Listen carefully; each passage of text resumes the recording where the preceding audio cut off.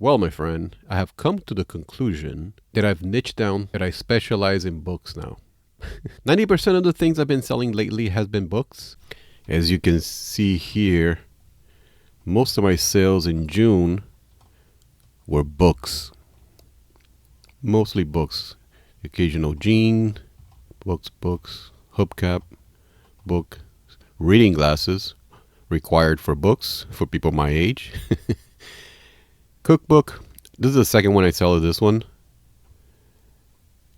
Tripod or monopod. Book.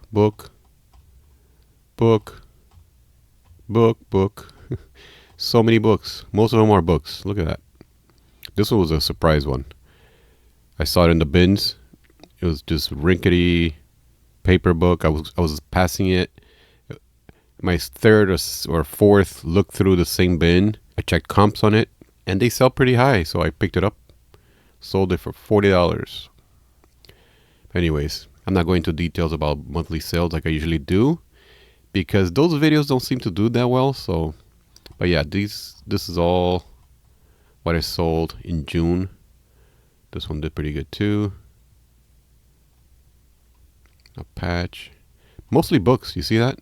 Mostly books. But to be honest, that's most of my listings as well. And when I go to the bins, I end up sticking to the book bins and usually bring home about 20 or 30 books. So yeah, I'm a book guy now. But I'm still going to garage sales and getting cameras and things like that. I think ideally the books will be my bread and butter until I start figuring out how to get the expensive books. But for now, yeah, bread and butter will be the books, and high ticket items will be like cameras and electronics and things like that. There's something I haven't really been talking about, and I think it's somewhere along the line I kind of lost track of what this channel is about. And to be honest, I like what it was about in the beginning, which was about me losing my job, getting fired after 15 years, and trying to make it on my own. And hopefully giving you guys some hope or some ideas or at least entertainment. So one thing I haven't mentioned is that ever since I got fired, I've been having these heavy dreams, or reoccurring dreams that is, that I'm back at the office where I got fired from. And it's not like it didn't happen.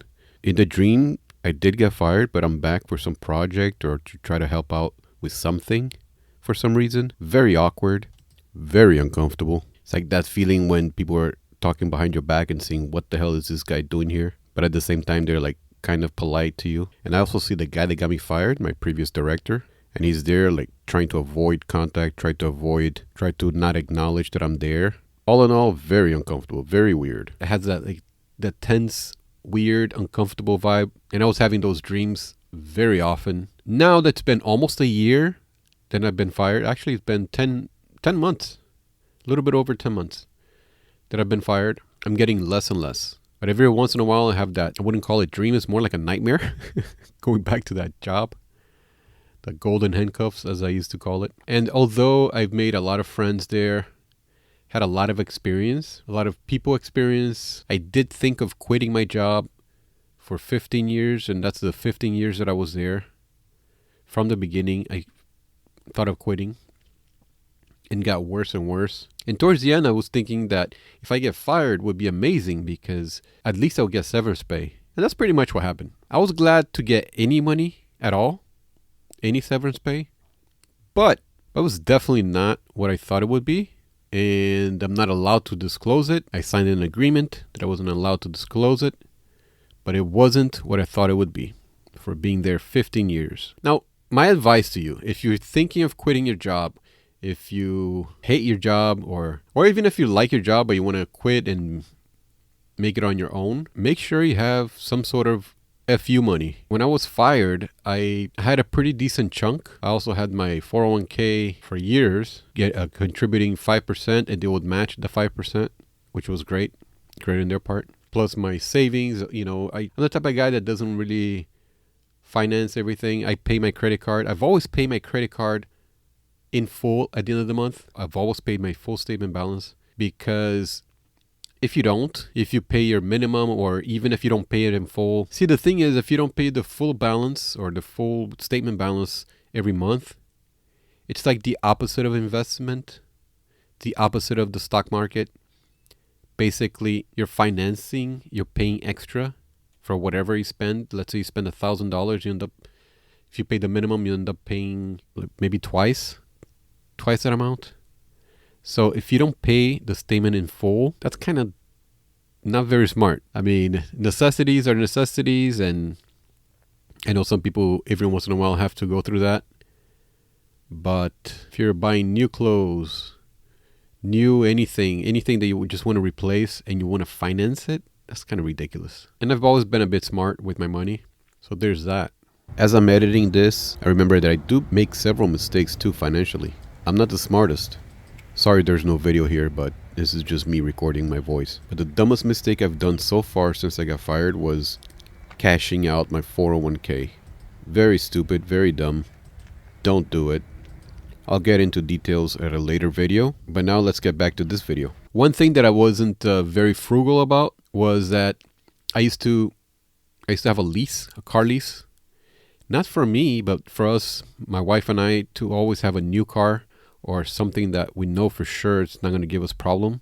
Mostly because of our son, since we had a child since he was a baby. So every 3 years we get a car lease. But towards the end of my job, when the what happened in 2020, I returned the lease or ended the lease, and I bought a used car for around $4,000 and change, $5,000 let's say. It was a Honda Accord 2012, and at that time I had my older Cadillac, 2006 Cadillac STS, and my wife was driving the Honda and I was driving the Cadillac. And then to make things more useful, I sold the Cadillac and I bought the minivan. So we got 2 used cars.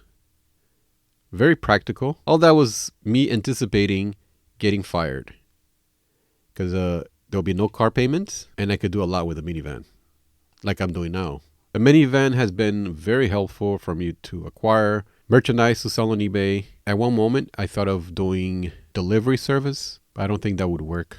I don't see delivery service being a big thing for me to do. I'd much rather do videos and eBay.